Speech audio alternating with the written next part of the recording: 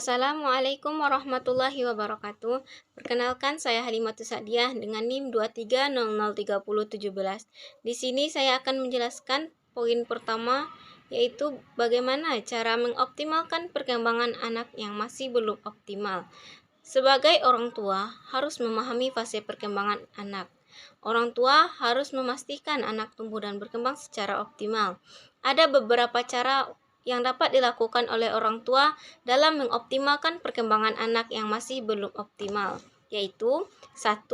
Nutrisi. Salah satu faktor terpenting dalam mendukung tumbuh kembang anak yang optimal adalah dengan nutrisi. Mendapatkan makanan yang seimbang dan memenuhi kebutuhan anak akan membantu mereka mencapai potensi terbaik secara fisik, mental, dan sosial emosional. Ada bermacam-macam sumber makanan yang bernutrisi yang bisa diberikan orang tua kepada anaknya, yaitu dengan seperti protein, pilihan karbohidrat yang kompleks, lemak, sehat, vitamin dan mineral. Yang kedua yaitu stimulasi. Salah satu komponen penting dalam mengoptimalkan perkembangan anak adalah stimulasi yang tepat. Stimulasi ini dapat membantu anak mencapai potensi terbaik dalam berbagai hal, termasuk motorik, kognitif, bahasa, sosial, dan emosionalnya. Berikut dapat dilakukan atau jenis-jenis stimulasi yang diberikan orang tua, yaitu stimulasi motorik seperti motorik kasar, yakni dengan bermain dengan bola, memanjat, berlari, melompat, menari, dan lainnya. Yang kedua yaitu motorik halus, menggambar, mewarnai, menulis, yang dapat melatih stimulasi motorik halusnya. Yang kedua yaitu stimulasi kognitif, seperti orang tua dapat membacakan buku cerita, bermain permainan yang mengajarkan seperti puzzle, permainan papan, dan yang terakhir yaitu bercerita dan bernyanyi secara bersama-sama dengan anaknya. Yang ketiga yaitu stimulasi bahasa. Stimulasi bahasa mendorong anak untuk berbicara. Bicaralah dengan mereka sesering mungkin, bahkan sejak bayi. Orang tua harus menggunakan bahasa yang mudah dipahami oleh anaknya atau bahasa sederhana. Dengan membaca buku cerita, suara atau jelas yang intonasi dapat menarik minat anak untuk belajar stimulasi bahasa tersebut. Yang keempat, stimulasi sosial dan emosional. Yang dapat dilakukan oleh orang tua dalam stimulasi sosial dan emosional seperti bermain bersama anak dengan bermain kartu, papan, dan memperkenalkannya dengan orang-orang atau teman-teman di lingkungannya seperti keluarga dan tetangga. Yang kedua yaitu mengajari anak cara mengelola emosi. Kita sebagai orang tua harus mengajari bagaimana cara mengelola emosi yang baik dan yang benar, yang sehat. Yang terakhir yaitu memberikan perhatian dan cinta kepada anak, seperti memberikan kata-kata semangat, memeluk, mencium, dan lain sebagainya. Sebagai orang tua harus bersabar dan konsisten dalam memberikan stimulasi yang tepat kepada anak mereka. Stimulasi harus diberikan dengan cara yang menyenangkan dan sesuai dengan usia dan minat anak. Yang ketiga yaitu perlindungan. Faktor terpenting lainnya dalam mengoptimalkan perkembangan anak adalah perlindungan. Anak-anak harus dilindungi dan berbagai bahaya fisik, emosional, dan sosial. Sebagai orang tua, kita harus menciptakan lingkungan yang nyaman dan aman bagi anak untuk lebih berkembang secara optimal. Yang keempat yaitu dengan pupuk dan dengan cinta dan perhatian. Kita dapat memberikan kasih sayang yang tulus kepada anak agar mereka tumbuh dan berkembang secara fisik dan intelektual yang bisa membangun fondasi emosional yang kuat. Kita sebagai orang tua harus memahami bagaimana cara fase-fase apa yang ada dalam anak dalam perkembangannya. Berikut ini ada beberapa tips untuk memupuk cinta dan perhatian kepada anak. yaitu 1. Ciptakan hubungan yang aman dan penuh kasih sayang, seperti menanggapi kebutuhan anak tersebut, perhatian fisik maupun emosionalnya. Sebagai orang tua, kita harus bermain bersamanya dalam memenuhi kebutuhan kasih sayangnya, yaitu dengan menciptakan hubungan yang aman dan yang sehat. Yang kedua yaitu dorong keterampilan emosionalnya, seperti kita mengajarkan bermacam-macam emosi seperti marah, sedih, khawatir. Kita harus menggunakan bahasa yang sederhana untuk mendeskripsikan bahasa atau emosional untuk validasi emosional anak tersebut. Yang ketiga yaitu menciptakan lingkungan yang positif dan mendukung, seperti menetapkan aturan dan batasan yang jelas dan konsisten. Gunakan konsekuensi positif untuk mendorong perilaku yang baik dan ciptakan suasana yang penuh kasih sayang di rumah. Kita harus menghindari pertengkaran yang akan membuat anak stres dan meniru perilaku buruk tersebut. Sekian penjelasan poin pertama yaitu dari saya. Wassalamualaikum warahmatullahi wabarakatuh. Assalamualaikum warahmatullahi wabarakatuh. Perkenalkan, nama saya Yuli Rahma dengan NIM 23003219. Baiklah, saya akan menjelaskan tentang uraian kebutuhan layanan komponen satoris untuk meningkatkan kemampuan orientasi dan mobilitas anak, serta meningkatkan kemandirian anak dalam kehidupan sehari. Yang pertama, analisis kasus. Berdasarkan narasi yang diberikan, dapat disimpulkan beberapa poin terkait kondisi anak tunanetra di sekolah dasar. Yang pertama, kemampuan penglihatan. Anak memiliki kemampuan penglihatan 10/200 f dengan bantuan alat optik. Mengalami keterbatasan dalam pengenalan warna, uang, konsep ruang, dan logika matematika. Yang kedua, kemampuan bahasa dan sosial emosi. Anak tidak mengalami hambatan dalam kemampuan perkembangan bahasa dan sosial emosi. Yang ketiga, kemampuan kognitif. Anak memiliki IQ 110 skala Wise, namun terkendala dalam memahami hal-hal abstrak. Yang keempat, kemampuan motorik. Anak mengalami keterbatasan dalam gerak motorik, berjalan kaku, dan belum bisa berlari.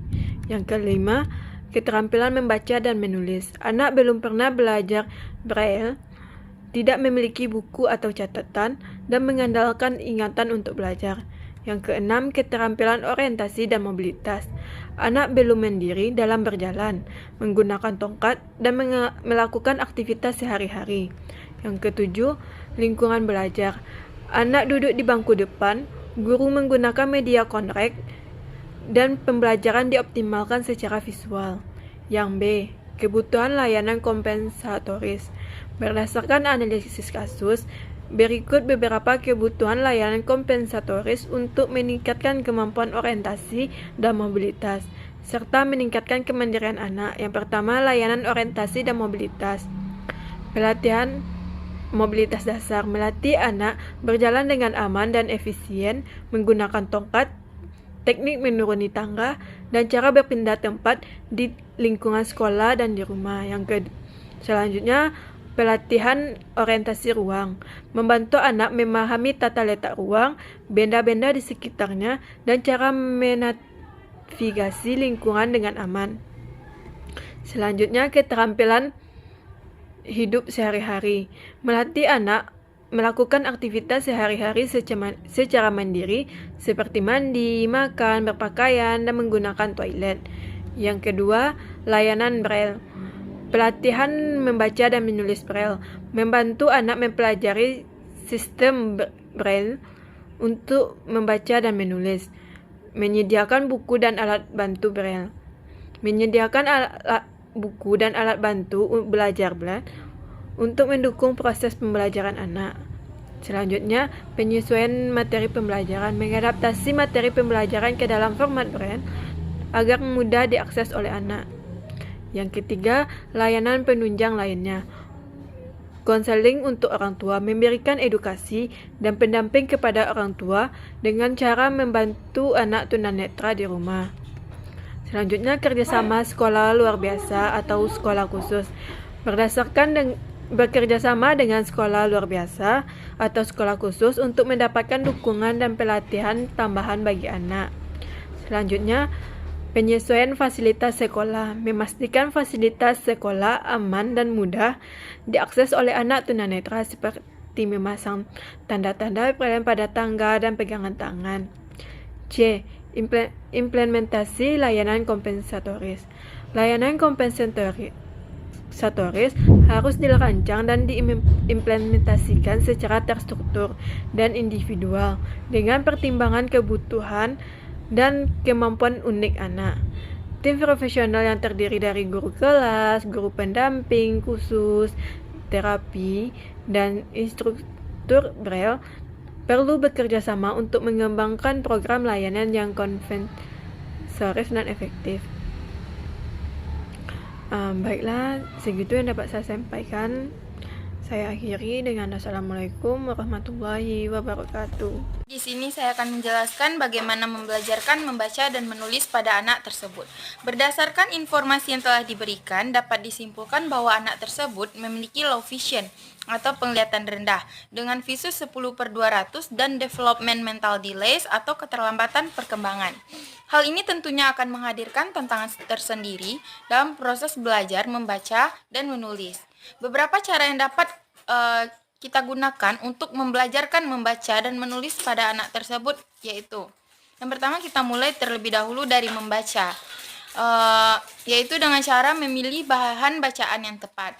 Mulai dengan buku bergambar dengan teks besar dan sederhana, pilihlah buku dengan gambar yang menarik dan mudah dipahami oleh anak. Yang kedua, gunakan buku dengan huruf timbul atau buku braille jika anak sudah siap. Buku-buku ini dapat membantu anak merasakan huruf dan belajar mengenai bentuknya. Yang ketiga, pilihlah buku dengan topik yang menarik bagi anak. Hal ini akan membuat anak lebih termotivasi untuk membaca. Yang terakhir yaitu sediakan berbagai jenis bahan bacaan seperti majalah, komik, dan cerita pendek. Hal ini akan dapat membantu anak untuk mengembangkan minat membaca yang luas. Yang kedua dari teknik membaca, yaitu bisa kita lakukan bacakan dengan suara nyaring untuk anak dan tanyakan pertanyaan tentang apa yang Anda baca. Hal ini akan membantu anak untuk memahami isi bacaan dan meningkatkan keterampilan mendengarkannya. Yang kedua, gunakan teknologi bantu seperti perangkat lunak pembaca layar atau kacamata elektronik. Teknologi ini dapat membantu anak membaca teks digital dengan lebih mudah. Yang terakhir yaitu ajarkan anak tentang strategi membaca seperti membaca sekilas, mencari kata kunci, dan meringkas isi bacaan. Strategi-strategi ini dapat membantu anak memahami bacaan dengan lebih baik dan meningkatkan daya ingatnya. Selanjutnya yaitu menciptakan lingkungan yang mendukung. Bisa dengan mengajak anak mengunjungi perpustakaan untuk memilih buku yang mereka sukai. Perpustakaan biasanya menyediakan berbagai macam buku untuk anak-anak dengan low vision dan development delays. Yang kedua, buatlah sudut baca yang nyaman di rumah. Sudut baca ini harus memiliki pencahayaan yang baik dan bebas dari gangguan. Yang terakhir, berikan anak banyak waktu untuk membaca setiap hari. Sebaiknya ajaklah anak membaca bersama. Kalau untuk menulis, kita bisa mempersiapkan alat dan bahan, teknik menulis, meningkatkan keterampilan menulis, dan lain-lain. Mulai dari mempersiapkan alat dan bahan, kita bisa menggunakan pensil atau spidol tebal untuk membantu anak menulis dengan lebih mudah. Yang kedua, sediakan kertas bergaris untuk membantu anak menjaga tulisan mereka tetap lurus. Yang ketiga yaitu gunakan papan tulis atau papan tulis digital untuk membantu anak menulis dengan lebih besar dan lebih jelas. Untuk teknik menulisnya, kita bisa mengajarkan anak tentang pemegangan pensil yang benar dan postur tubuh yang baik saat menulis. Hal ini sangat penting untuk mencegah kelelahan dan cedera. Yang kedua yaitu mulai dengan menulis huruf besar terlebih dahulu. Setelah anak menguasai huruf besar, barulah ajarkan mereka menulis huruf kecil. Selanjutnya yaitu menggunakan teknologi bantu seperti perangkat lunak pengenalan suara dan keyboard braille. Teknologi ini membantu anak menulis dengan lebih mudah dan cepat. Selanjutnya yaitu meningkatkan keterampilan menulis. Bisa kita lakukan dengan memberikan anak banyak kesempatan untuk berlatih menulis seperti menulis jurnal, membuat daftar, atau menulis surat kepada teman. Yang kedua, mendorong anak untuk menulis tentang apa yang mereka sukai. Hal ini akan membantu mereka lebih termotivasi untuk menulis. Yang terakhir yaitu kita harus memberikan umpan balik yang positif kepada anak atas usaha mereka dalam menulis. Hal ini akan membantu meningkatkan kepercayaan diri mereka dan motivasi mereka. Tips tambahan yang dapat kita lakukan yaitu bekerja sama dengan guru anak untuk mengembangkan program membaca dan menulis yang sesuai dengan kebutuhan mereka. Guru dapat membantu anak mendapatkan dukungan dan sumber daya yang mereka butuhkan untuk belajar secara efektif. Yang kedua, bergabung dengan kelompok pendukung untuk orang tua anak-anak dengan low vision atau developmental delays. Berbagi pengalaman dengan orang tua lain dapat membantu untuk mendapatkan dukungan dan saran yang bermanfaat. Yang terakhir yaitu tetaplah positif dan sabar saat anak belajar. Pujian dan dorongan sangat penting untuk membantu mereka tetap termotivasi. Ingat bahwa setiap anak berbeda dan belajar dengan kecepatannya sendiri. Yang terpenting adalah memberikan anak kesempatan dan dukungan yang mereka butuhkan untuk mencapai potensi penuh mereka. Apa saja aksesibilitas yang harus disediakan guru dan sekolah dalam pembelajaran supaya kebutuhan anak terakomodasi dengan baik? Hal yang tidak kalah penting untuk diperhatikan adalah aksesibilitas bagi para penyandang disabilitas tunanetra. Setidaknya ada beberapa hal yang harus dipenuhi, yakni sebagai berikut. Yang pertama itu aksesibilitas fisik, dapat berupa jalur pemandu. Menyediakan jalur pemandu yang terbuat dari bahan yang kontras dan mudah diraba di seluruh sekolah, termasuk kelas, lorong, tangga, dan toilet. Yang kedua, lantai yang tidak licin. Memastikan lantai sekolah tidak licin dan bebas dari rintangan yang dapat menyebabkan anak saat berjalan terjatuh. Yang ketiga, yaitu menyediakan ruang kelas yang cukup terang dan memiliki fasilitas yang baik.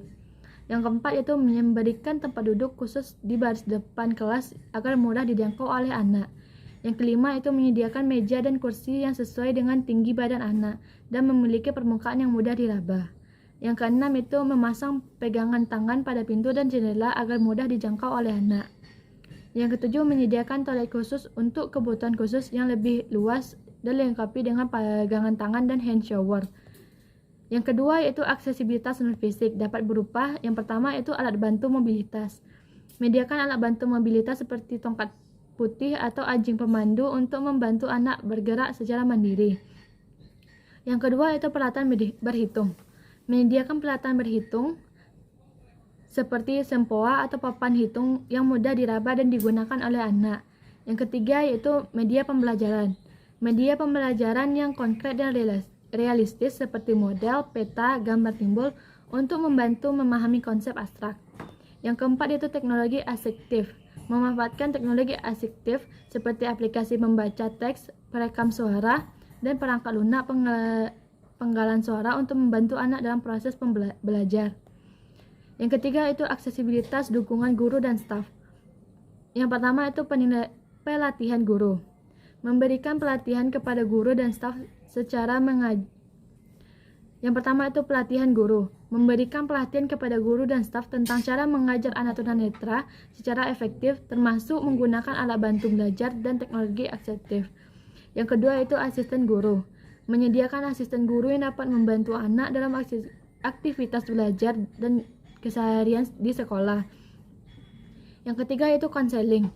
Menyediakan layanan konseling untuk membantu anak dalam mengatasi hambatan emosional dan sosial mungkin yang mudah dihadapi.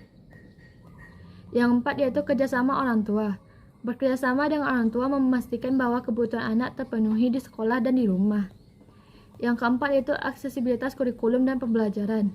Yang pertama, kurikulum yang sesuai. Mengembangkan kurikulum yang sesuai dengan kebutuhan dan kemampuan belajar anak tunanetra. Yang kedua, metode pembelajaran yang variatif. Menggunakan metode pembelajaran yang variatif dimulai dari sensori untuk membantu anak belajar secara efektif. Yang ketiga, penilaian yang beragam. Menggunakan metode penilaian yang beragam untuk mengukur kemajuan belajar anak secara komprehensif. Yang keempat, modifikasi tugas. Memodifikasi tugas dan ujian sesuai dengan kebutuhan anak tunanetra. Yang kelima, memberi tambahan waktu. Memberi tambahan waktu untuk menyelesaikan tugas dan ujian bagi anak tunanetra.